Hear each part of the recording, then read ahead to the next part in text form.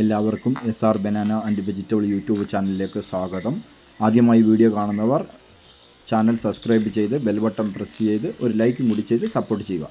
നമ്മൾ ഇന്ന് സംസാരിക്കാൻ പോകുന്ന വിഷയം വാഴ കർഷകരുടെ പ്രിയങ്കരനായ മഞ്ചേരിക്കുള്ളൻ എന്ന് പറയുന്ന ഇനത്തിനെ പറ്റിയാണ്. മഞ്ചേരിക്കുള്ളൻ്റെ പ്രത്യേകതകൾ എന്തൊക്കെയാണെന്ന് വെച്ച് കഴിഞ്ഞാൽ ഇത് 5.5 മുതൽ 6 മാസത്തിനുള്ളിൽ കുലയ്ക്കുന്നതായിരിക്കും.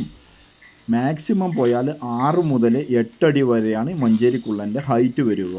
ഇത് നല്ല വെയിറ്റും തരുന്ന ഒരു ഇനം കൂടിയാണ് മഞ്ചേരിക്കുള്ളൻ എന്ന് പറയുന്നത്. ആവറേജ് 15 കിലോ വരെ കിട്ടുന്ന കർഷകർ ധാരാളമുണ്ട്. കർഷകർക്ക് നല്ല ലാഭം നേടിക്കൊടുക്കുന്ന ഒരു ഇനം കൂടിയാണ് മഞ്ചേരിക്കുള്ളൻ എന്ന് പറയുന്ന ഒരു ഇനം. മറ്റൊരു പ്രത്യേകത നല്ല നനവും നല്ല പരിചരണവും ലഭിക്കേണ്ട ഒരു ഇനം കൂടിയാണ് മഞ്ചേരിക്കുള്ളൻ എന്ന് പറയുന്ന വാഴയിനം. നല്ല നനവും നല്ല പരിചരണവും ലഭിച്ചു കഴിഞ്ഞാൽ ഇതിന് ഉണ്ടാകുന്ന പടലകളെന്ന് പറഞ്ഞു കഴിഞ്ഞാൽ മാക്സിമം 4 മുതൽ 4.5 പടല വരെയേ മഞ്ചേരിക്കുള്ളൻ ഇനത്തിന് ഉണ്ടാകുകയുള്ളൂ. ആദ്യത്തെ പടലയിലും രണ്ടാമത്തെ പടലയിലും 2 ലൈൻ കായ്കൾ ഉണ്ടാകാനുള്ള സാധ്യത കൂടുതലാണ്. ഈ കായ്കൾക്ക് നല്ല നീട്ടവും വണ്ണവും വന്നു കഴിയുമ്പോൾ ഒരു കായ് ഏകദേശം 400 മുതൽ 450 ഗ്രാം വരെ തൂക്കങ്ങൾ ലഭിക്കുന്നുമുണ്ട്. മറ്റൊരു പ്രത്യേകത എന്ന് പറഞ്ഞു കഴിഞ്ഞാൽ ഇതിന് നല്ല രോഗപ്രതിരോധ ശേഷിയുള്ള ഒരു ഇനം കൂടിയാണ്. നിങ്ങൾക്ക് ഈ വീഡിയോയിൽ തന്നെ നോക്കിയാൽ കാണാവുന്നതാണ്.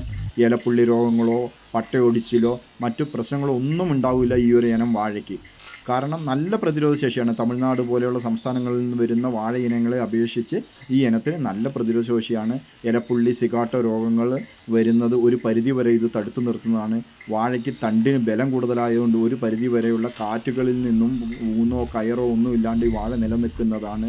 മറ്റൊരു പ്രത്യേകത ഹൈറ്റ് കുറവായതുകൊണ്ട് തന്നെ ഇതിന് കാറ്റുപിടുത്തം വളരെ കുറവുമായിരിക്കും. നല്ല ആരോഗ്യവും കൂടിയുള്ള ഒരു ഇനം കൂടിയാണ്. നല്ല പരിചരണവും നല്ല നനവും കൊടുത്തില്ലെങ്കിൽ കുല വളരെ മോശമാവുന്ന ഒരു ഇനവും കൂടിയാണ് ഇത് എന്ന് പ്രത്യേകം പറയേണ്ടതുണ്ട്. മറ്റുള്ള വാഴകൾക്ക് കൊടുക്കുന്ന കണക്ക് 1.5 മാസം 2 മാസം കൂടുമ്പോൾ വളം കൊടുത്താൽ മതിയാകാത്തൊരു ഇനമാണ്. 20 മുതൽ 25 ദിവസത്തെ ഇടവേളകളിൽ നല്ല വളങ്ങളും മൈക്രോ ന്യൂട്രിയൻസും സെക്കൻഡറി ന്യൂട്രിയൻസും എല്ലാം കൊടുത്ത് പരിചരിക്കേണ്ടതാണ്. ഇതിൻ്റെ ഏറ്റവും വലിയൊരു പ്രത്യേകത വെള്ളം കയറുന്ന വയലുകൾ പോലെയുള്ള പ്രദേശങ്ങളിൽ വാഴ കൃഷി ചെയ്യുന്ന കർഷകർക്കാണ് ഇത് ഏറ്റവും കൂടുതൽ അനുകൂലമായിട്ട് നിൽക്കുന്നത്. വെള്ളം കയറി ഇറങ്ങിയതിന് ശേഷം വാഴ നട്ട് കഴിഞ്ഞാൽ അടുത്ത വെള്ളം കയറുന്നതിന് മുമ്പേ കൊല കൊത്തി എടുക്കാമെന്നുള്ളതാണ് മറ്റൊരു ഏറ്റവും വലിയൊരു പ്രത്യേകത. നല്ല പരിചരണം കൊടുത്തു കഴിഞ്ഞാൽ 8.5 മുതൽ 9 മാസം 10 മാസത്തിനുള്ളിൽ തോട്ടം കൊല വെട്ടി മുഴുവനായി തീർന്ന് നമുക്ക് ഒഴിവാകാവുന്നതും കൂടിയാണ്.